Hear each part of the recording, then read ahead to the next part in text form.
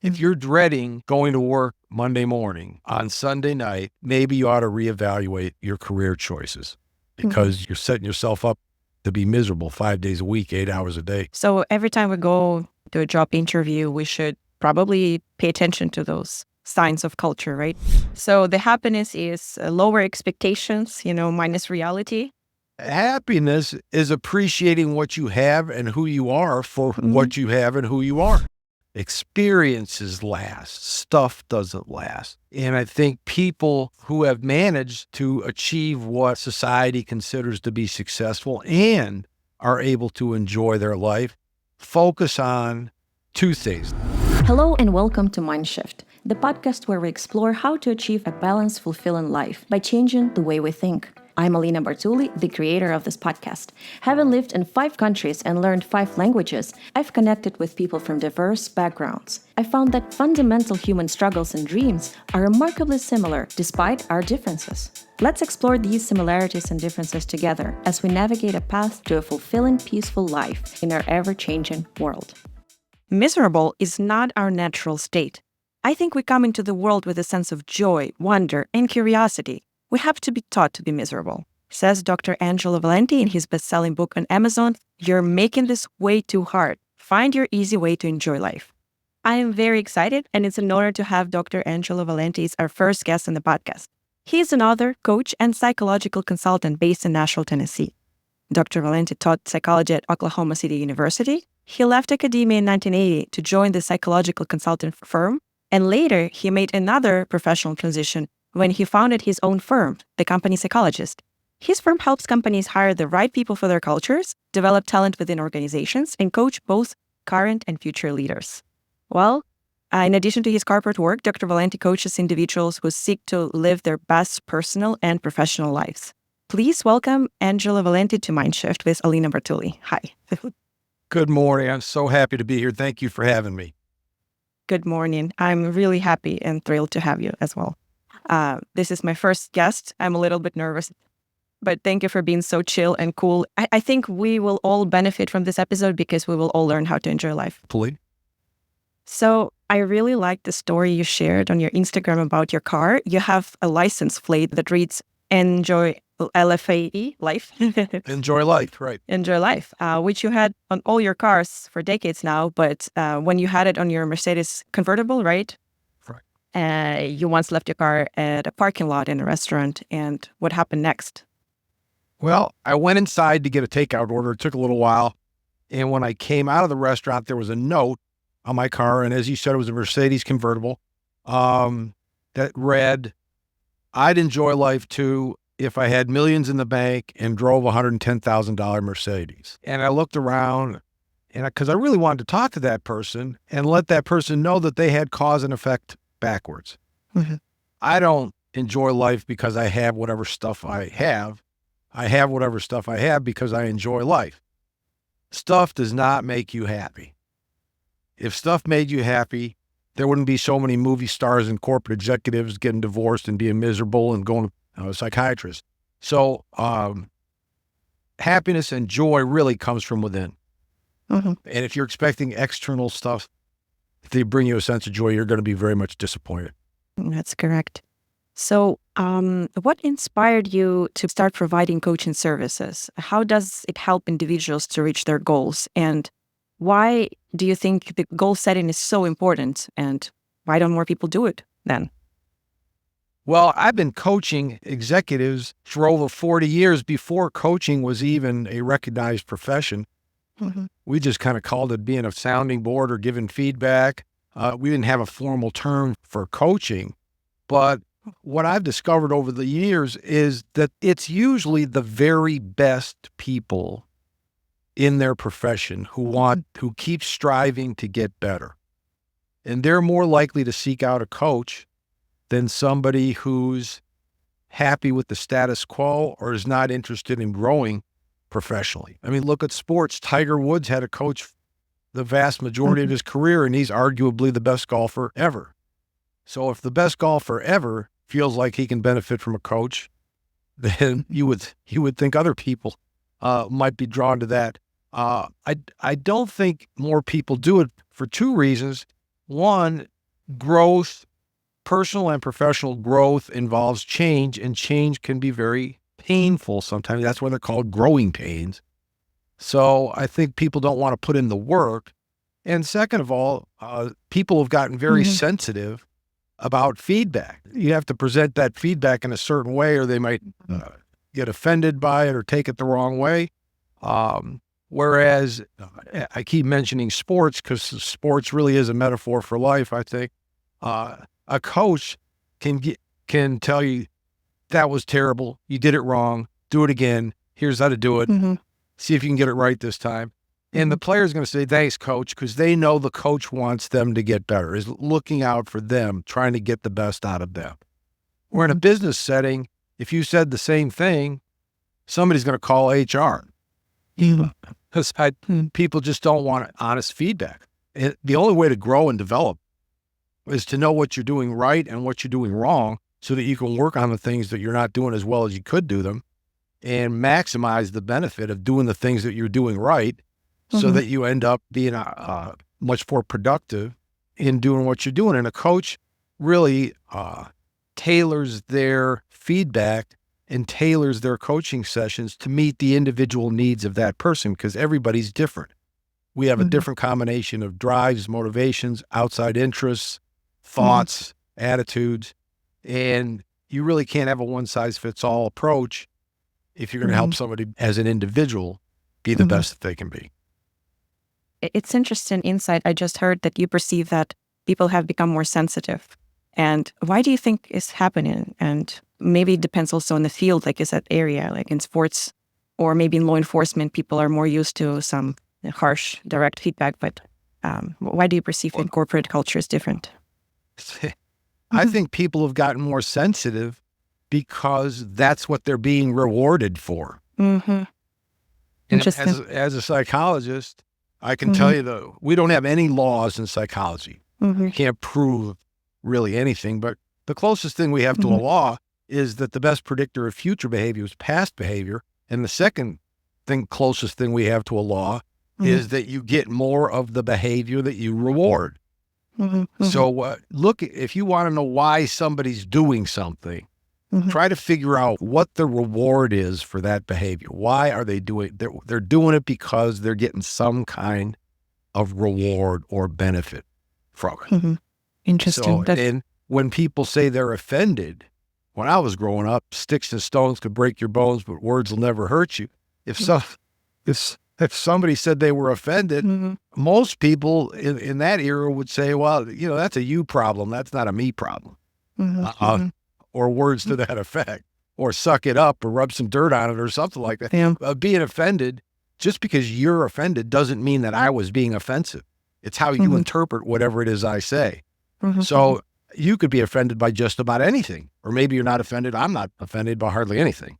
You'd be hard pressed to offend me because I think I don't take most things that seriously unless I really respect the opinion of the person that's expressing that opinion. So, I'm just going to find it funny more often than not. But the people who have jumped on the offense bandwagon, they're getting something out of it. They're getting attention out of it. They're made to feel special. Well, that reward theory reminds me how I train my, pup. Right. Yes, whatever behavior I reward. People are animals, whether you like it or not. We are. Okay. Well, so many of our listeners, and myself included, have moved from country to country, and we are immigrants, expats. Some of us moved multiple times, and a portion of them are Ukrainian nationals who were forced to move from their homeland. So I believe that immigrants and expats are the type of people who probably experience that painful change more often than, well, everybody experiences it, right? But when you move from country to country, so many things changes from big major things like culture, mentality of people around you to, I don't know, grocery store and what products are available there. And it's freaking our brain out, like, oh my God, where am I going to find my favorite, toothpaste brand or something like that? And then please correct me if I'm wrong, but any change, whether positive or negative, is a stress for our psychological ourselves. So what are your recommendations for embracing change and navigating transitions successfully without just losing it? Well, you're right. Change does involve stress, but stress can be positive or negative. People Okay. tend to perform their best on tasks when there is a moderate to moderately high level of stress. If there wasn't enough stress, they wouldn't be motivated enough to complete that task as well as they can. Too much stress, obviously you shut down, you're not going to do your best. Not enough stress. If you weren't under any stress, you'd be in a coma.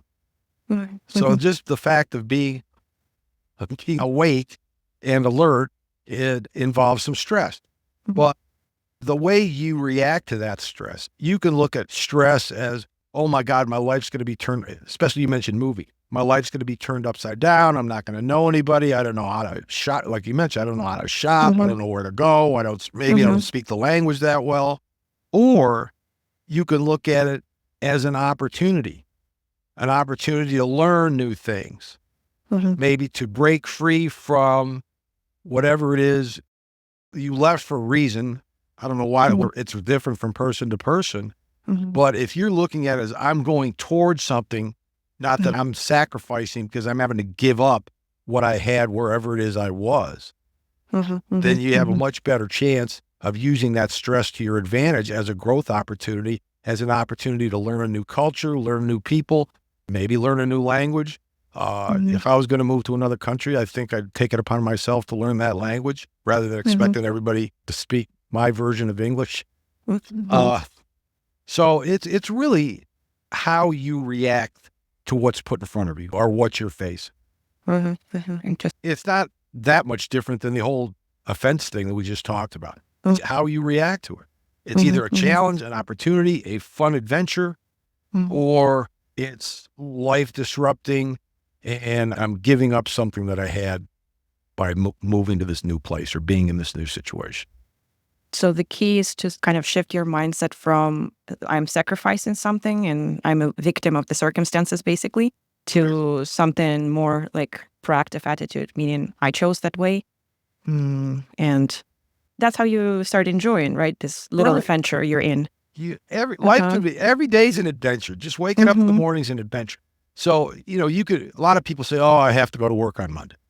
Well, if you want to change your mindset, say, I get to go to work on Monday. I get to go someplace where I get to show what I can do, use my skills, interact with people that I like. They're my friends and they're my coworkers, and I get to help customers, and I get paid for that. So that's a good thing. So instead of saying I have to, say I get to, because there's going to come at some point in your life, in everybody's life, you're not going to get to anymore. Oh, that's a tough realization, but it's a good one. It's good to have that reality check. And what you described, I feel like it's gratitude. It's just how to practice gratitude in your life, right?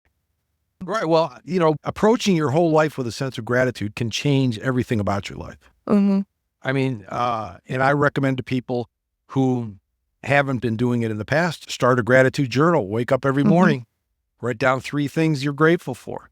When you go to bed at night, write 3 things that you were grateful for during the day that happened.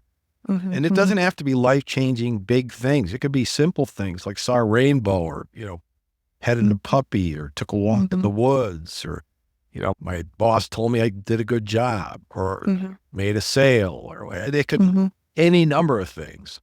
If you start to approach your life with that attitude of gratitude, you'll be surprised at how many wonderful events that you can feel grateful for start coming your way. Yeah, I think we all need that. I definitely need to have some gratitude journal. Yeah, because I think that our brain is kind of designed that way that we tend to concentrate more so on some problems and something like, I don't know, some survival mechanism. Like, oh, something bad happened to me, and our brain kind of like ruminates over it more so than over good things, right? So we need to consciously train and retrain our brain again to kind of, start noticing good things and being grateful for those little good things that every day can offer. There is a part of us, our lizard brain is still concerned about survival. They're still worried about, saber-toothed tigers or whatever jumping out of the... Most of us, in our daily lives are not faced with life and death situations. We're just not. Oh, exactly. And if it's not a life and death situation, however it works out is probably going to be okay. I mean, it's not going to be the end of the world or the end of your life or the end of your career. Some things work out better than others. But if you're approaching every interaction or every minute of every day as, oh my God, what bad's going to happen now, you never have a chance to enjoy yourself. And not only that, you're not going to be much fun to be around. People are going to start avoiding you. Oh, I know that. And then you're going to make whatever social anxieties you might have, you're going to make them worse with that attitude. That's correct. Yeah, that's how it works. Thank you for reminding us. So another thing I found fascinating about your work is that your firm works with companies helping them to hire employees for their culture, which is unique to every company, every organization. And I just find culture fascinating in general. That's why I just like learning foreign languages, because for me, they open a new window into a new culture, into a new world and the way of thinking and seeing the world sometimes. But what's even more interesting for me is that even within one nation, supposedly we have one culture, but then no, not really, right? Yeah. Yeah, so we don't have one culture. Okay. Subcultures. We got a big culture, and then we have a lot of subcultures, and I think that's everywhere in the world. I've visited a few other countries. I'm not a world traveler by any means, but if you go to Ireland, the people in Northern Ireland think the people in Southern Ireland are different somehow, because they have some different cultures and they have some different attitudes and ways of life. In the United States, the South is different than the Northeast. The Northeast is different than the Pacific Northwest, which is different than the Southwest. I mean, there are many subcultures, and there are subcultures within those subcultures.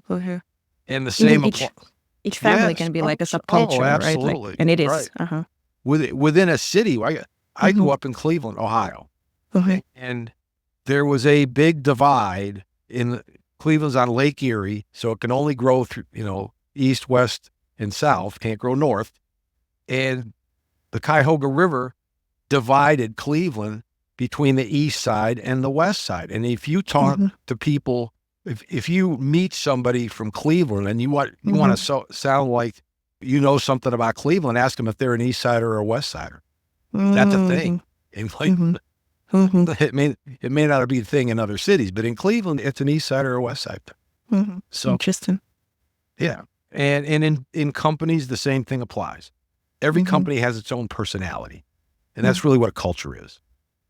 Some companies are very people oriented. They want to make people feel welcome. It's a great place. They might have very informal meetings and they're very interested. And they might have game room or things, and others are more bottom line oriented. Let's get to work. This is a place of business. They tend to have more rules, regulations, structure. Some companies are more creative. Some companies are less creative. Some companies value process, and some companies value outcomes. You can go down a rabbit hole trying to describe companies' cultures, but there's two things that I like to say about companies in terms of their culture. One is it's basically a culture is the way the leaders in that company treat each other, treat their team, and treat their customers, and the way the people in the company treat each other and their customers. So it's, what value do you place, or how do you structure interpersonal interactions? What's important to you? And the second way I look at culture is from an employee standpoint. How do you feel Sunday night about going to work Monday morning? If you're in a company with a good culture, you're more likely to feel pretty good about going to work Monday morning. It's going to be more I get to go to work Monday morning instead of I have to go to work. If you're dreading going to work Monday morning on Sunday night, maybe you ought to reevaluate your career choices, because you're setting yourself up to be miserable 5 days a week, 8 hours a day, or more. Interesting. So every time we go, say, to a job interview, we should probably pay attention to those signs of culture, right? But how can we pick it up from something like a short, 30-minute job interview? It can be difficult, but if you look around, if people are smiling, if people seem to have a spring in their step when they're walking, when they're talking to each other, is there tension or is it relaxed? Do they seem like colleagues, friends almost? You can look at the setting of the office. Is it structured in a way that makes it easy for people to do their job? Or is it structured in a way that makes it more difficult? The machinery is more important than the people. Let's put it that way. If you can talk to some people, say, why do you like working here? Or why don't you like working here? What made you decide to come to work here? Why do you stay here? You can get a sense of how people feel about it. I think a good idea to reach out through LinkedIn to ask those questions. Yeah, ask those questions. And when you're in there in the interview, you can ask the person doing the interview, what are some of the great things about this company? Why do people like to come to work here? And if you're growth oriented, say, assuming I perform at a level that you're happy with, what can my career look like 5 years down the road? You always give it the caveat, assuming that I perform. Because people always say, well, what kind of promotions can I get? Am I going to be a vice president in 5 years? And they never say, if I exceed all of my goals, can I be a vice president in 5 years? That's the way to ask that question. That's a good tip. Thank you so much. So another thing I was really curious to ask you is you've probably observed in your practice that many corporate leaders, you actually mentioned that many corporate leaders lost their ability to enjoy life. Yes. And this is what your book is about, is how to enjoy life. Right. So even though they have, they're at the high positions, they're very well-respected professionals, but still, like, they don't seem to enjoy this lifestyle that they've built for themselves. They don't. And go ahead. How does it happen? Why does it happen? What's going on? I think they're being bombarded by the idea that you've got to do more, be more, have more. You know what? If you have one house, you got to have another house. You got to have two houses. Then you're competing with somebody who you think is in your peer group from a business owner standpoint. They've got 3 houses. Then you got to go out and buy another house. I think the idea of excessive materialism or conspicuous consumption, you can never have enough. There's always more stuff you can buy. The example that I give is, let's say you bought something 10 years ago that was expensive. For you, it was expensive, but it was something you really wanted to have. And you remember, it really made you feel good at the time. Okay? Fast forward 10 years. You probably don't even have that thing anymore. Maybe if you bought a really expensive watch, you might still have it just from a collection standpoint. Contrast that with if you took a vacation with your family 10 years ago, and let's say you went to Europe.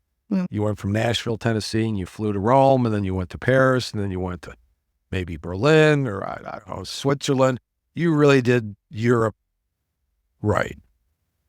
10 years from now, 10 years forward, you're going to remember so much about that trip. You're going to remember where you went, what you ate, where you stayed, all of the beautiful things you saw, your family's reaction to everything. You're going to still be talking about that 10 years later because that's an experience. Experiences last. Stuff doesn't last.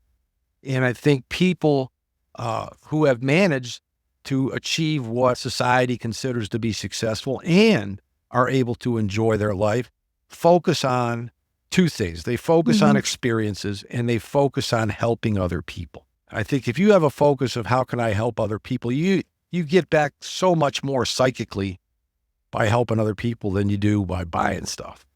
So I think it's difficult because we are told if we have all this stuff, then we should be happy. And then when we get all this stuff and we're not happy, that makes us more miserable than if we didn't have this stuff and we're happy. Because everybody's saying, what do you have to be unhappy about? Exactly. Yeah. Right. Marketing works. Yeah. And you think, what's wrong with me, right? I have all those stuff. I should be happy by now. I should be happy. Yeah. All the stuff that they said was going to make me happy, and here I am not happy. What's wrong? What's wrong with this picture? Yes, that's a really good insight. I think, I'm a millennial. I think my generation figured out earlier that, experiences is a great thing. So we started traveling and we were like, we don't need to buy a house anymore. We don't need to buy a car anymore. Maybe we can just travel. But I have noticed that this type of mindset, when greediness, right? Like you want more and more and more and you compete. It can also happen with experiences, Some people can be like, hey, these people travel like 3 times a year and I travel only once. So I want to be there. Well, if comparing yourself to other people is a game you can't win. You can't possibly win. There's always going to be somebody who's going to do more, have more, be prettier, faster, stronger, richer, right? So what you should be doing is compare yourself to the version that you were yesterday. If you're a better version of yourself today than you were yesterday, then you're on your way to being successful in the game of life. That one trip a year, just cherish it and value it for what it is, rather than, there was an old song,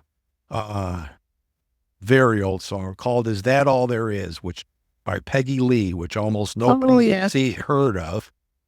But if you listen to that song, you get a real sense of how it can be, your expectations versus reality can lead to disappointment. The expectation, so if you're thinking something's going to be 100 on a scale of 1 to 100, and it's only an 85, 85 is pretty good, but if you were expecting 100, you're going to be disappointed. Somebody else going into that experience, if they thought it was going to be a 50 and it's an 85, and they're happier than heck. Same experience, different expectation going in. Interesting. So the happiness is lower expectations, minus reality. Happiness is appreciating what you have and who you are for what you have and who you are. I mean, and not comparing yourself to others. Be the best version of yourself. Happiness, joy is internal. It's inside. Nobody else can bring you joy, and nobody can take that joy away from them unless you let them. Exactly. That's a really powerful one. I think that a lot of young people who are still, like, for instance, in search of their partner, right? They think that eventually this prince on a white horse will come and save me from this miserable lifestyle. But that never happens, because essentially the happiness, you will expect another person to make you happy, right? And that never works unless you are happy, like from inside. It comes from inside, right? So that's a lot of pressure on the other person, kind of, makes it hard to build relationships that way. It does. There's a section in my book on relationships. And the essence of relationships, I think, are the best relationships are not where each person needs the other person. The best relationships are where those people choose to be with each other because they really want to be with that person. And if you want to be with a person, you're going to have to accept them, quirks and all, flaws and all. And if you're expecting someone to be perfect, you're going to be disappointed, because you'd be really upset if they were expecting you to be perfect. Right? Yes. Right? You know that you're not perfect, but if you're expecting your partner to be perfect, that's setting up that relationship for failure. If you two can enjoy each other's flaws, quirks, idiosyncrasies, find them cute and endearing, and you just really enjoy spending time with that person, not expecting anything from them, not hoping that they'll make you a whole person where there's something big missing, you can have a great relationship. That's good advice. Thank you. Wow. That's a great conversation. So the last question I would like to ask you before you have to run is, finally, how can we relearn to enjoy our life? Because as you said, as your book says, we were born knowing how to enjoy life, right? As kids, we know intricately. Kids, so how can we relearn that? Well, we can relearn it by starting to look at the world as a child looks at the world, as an opportunity to enjoy, as an opportunity to have fun. You look at a 5-year-old kid walking down the street, they're going to find a stick. They're going to pick up the stick and they're going to play with the stick because the stick is interesting to them. Well, if you look at life as an opportunity to find joy, then you'll start finding joy. It really helps if you take care of yourself physically. Take care of yourself emotionally, okay? Physically is the most important because if you don't have your health, you don't have anything. Oof. I mean, people with billions of dollars, when their health goes, they'd give it all away if they could get 10 more years. And if they're on their deathbed, So really get in as good physical shape as you can. Learn self-love.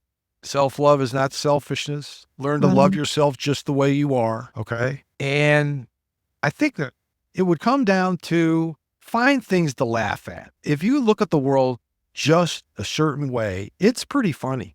Some stuff's pretty funny. Maybe when it's happening to you, it's not as funny, but when it's happening to somebody else, it might be a little bit funny. But if you look back on all of the stupid stuff you did earlier in your life, most of the times you laugh about it. You don't regret it. You just laugh about it and say, man, that was stupid. I'm glad I survived that. But you're laughing when you're saying it. So just find opportunities to laugh. Simplify things. Don't be chasing after something that when you catch it, it's like a dog chasing his tail. You catch it, you don't know what to do with it. So chase finding joy every day in your life if you want to chase something worthwhile. Well, thank you so much for this really good conversation and deep knowledge and experience that you shared with us today. And I'm looking forward to our next conversation because I think there's a lot to discuss. And thank you for being here today and for your time. Thank you, Alina. I appreciate it. Have a great day. Have a great day. Bye-bye. Thank you for listening to Mindshift. This episode was made possible by pure enthusiasm and the decision to follow my dreams. You can help support future episodes by contributing on the platforms such as Buy Me a Coffee or Ko-fi, where you can find me as Alina Bartuli. Don't forget to subscribe to my social media. I hope you feel more satisfied and accomplished as you pursue a life that brings you happiness, peace, and inspiration. I'm Alina Bartuli, and I'm excited to continue this incredible journey with you. Bye-bye, until next time.